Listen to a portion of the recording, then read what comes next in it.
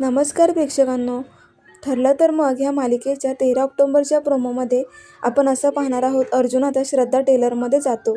तिथे गेल्यावर त्या फोटोकडे बघून त्याला आता एक गोष्ट लक्षात येते की ही मुलगी ओळखीची वाटते. तो म्हणतो की काकू मला एक सांगा की ही मुलगी आहे कोण?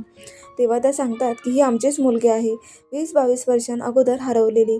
अजूनही तिचा तपास नाही आहे. तेव्हा अर्जुनला वाटतं की हे सायलीचे आईबाबा आहेत. तो त्यांना म्हणतो की चला माझ्यासोबत, तुमच्या मुलीकडे मी घेऊन चाललोय. ते खूप एक्सायटेड होऊन आता अर्जुनबरोबर घरी जातात सुभेदारांच्या. हा सगळा प्लॅन नागराज आणि महिपतचा असतो. तर इकडे आता अर्जुन घरी पोहोचतो. सायली त्याचीच वाट बघत असते. अर्जुन म्हणतो की सायली, अगं मी तुझं खूप महत्त्वाचं काम करून आलोय. आता तुझ्या आईबाबांची प्रतीक्षा संपली. हे बघ तुझे आईबाबा. सायलीला धक्का बसतो. ती म्हणते की काय, हे माझे आईबाबा आहेत? अर्जुन म्हणतो हो सायली, ज्या गोष्टीची आपण इतक्या दिवसांपासून शोध घेत होतो ती शोध मोहीम आपली पूर्ण झाली आहे. पण सायलीच्या हातामधून ते झेंडूच्या फुलांचं ताटच खाली पडतं.